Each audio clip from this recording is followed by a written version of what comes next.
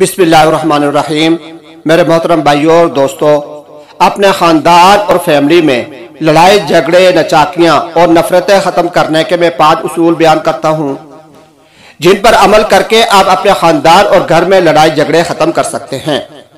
मेरे भाइयों और दोस्तों, इन 5 बातों में से पहली, दूसरी और तीसरी बात मैं अपनी पहले आने वाली वीडियो में बयान कर चुका हूं। आज मैं आपके सामने चौथी बात रखता हूं। खानदान के अंदर लड़ाइयां झगड़े खत्म करने की चौथी बात यह है कि आप हसद करना छोड़ दें।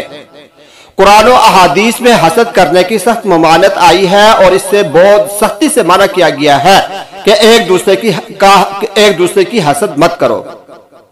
हसद एक आग है जो इंसान को जलाकर राख कर देती है और इसकी वजह से दिलों में नफरतें पैदा होती रहती हैं। एक इंसान यही सोचता रहता है कि फलाने के पास ये नेमत है, फलाने के पास ये चीज है, फलाने के पास ये चीज है, काश के उसके पास ना हो, मेरे पास आ जाए। तो यही बात जो है दिलों के अंदर उसकी नफरत पैदा करती है और यही नफरतें आगे चलकर खानदान में लड़ाई और झगड़े का बाइस बन जाती हैं। तो इसलिए अगर आप अपने खानदान को, अपने खानदान में, अपने घर में लड़ाई झगड़े खत्म करना चाहते हैं तो आपको चाहिए कि आप हसद करना छोड़ दें, इससे बचें। अल्लाह तबारक व तआला हम सबको इस मुहलक बीमारी से बचने की तौफीक अता फरमाए।